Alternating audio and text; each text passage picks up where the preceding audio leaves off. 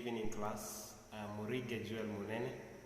I'll be discussing with you on a topic I call tribal clashes of 1992 and the post-election of 2007. To begin with, the tribal clashes of 1992. Tribal clashes, this is the fight of different ethnic groups, either fighting for power, land, property, or anything else.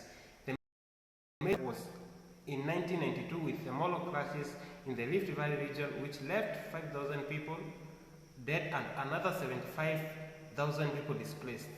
The conflict was primarily between the Kalenjin and the Kikuyu communities, with the land ownership cited as one of the key reasons for the conflict. In Kenya, there is nothing that raises so much fear and oppression in Kenya as the spectre of flesh, similar to those that rocked the country in the build up to the 1992 multi-party after the wave of the ethnic conflict in the Rift Valley. Nyanza, Western, and the coastal provinces went down in Kenya history as the worst since independence. This fight was after the reintroduction of the multi-party system, which President Moi had predicted that after the introduction of the multi-party system, there would resort to an outbreak of tribal violence that would destroy the nation. We need to understand that anytime there are tribal clashes or the post-election violence, we need to know that there is always underdevelopment and the economy of the country goes down. As a result of the clashes, many primary schools did not get back into course.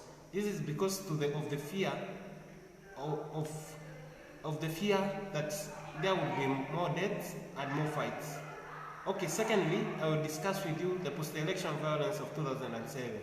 The 2007-2008 Kenyan crisis was a political, economic, and humanitarian crisis that erupted in Kenya after the former president Mwai Kibaki was declared the winner of the presidential election held on December 27th of 2007.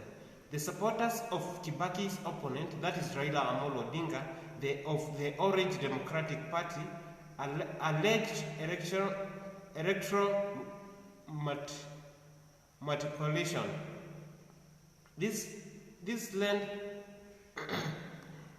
was widely confirmed by the international observers as being by both parties in the election. To begin with, the violence was associated with discontent and that erupted over fear that the election results may have been reached and that Raila Amolo Odinga might have been robbed his rightful election. This led to the underdevelopment of the country, and the economy of the country also went down. This has brought the economy of Kenya to lower than each and every one of us could expect. It led to Kofi Annan, who was the mediator of the fight, to come in and join hands between Mwai Kibaki and Raila Amolo Odinga. After that, we see an handshake that led to the amendment of the Kenyan Constitution to ensure equal sharing of power and also ensure that there was peace. It was only after the handshake that there was peace and sharing of power. Okay, lastly, the agenda of the handshake was to unite the Kenyans and bring more peace to the country. Okay, that is the end of my presentation. I think we shall have learned, all of us. Thank you.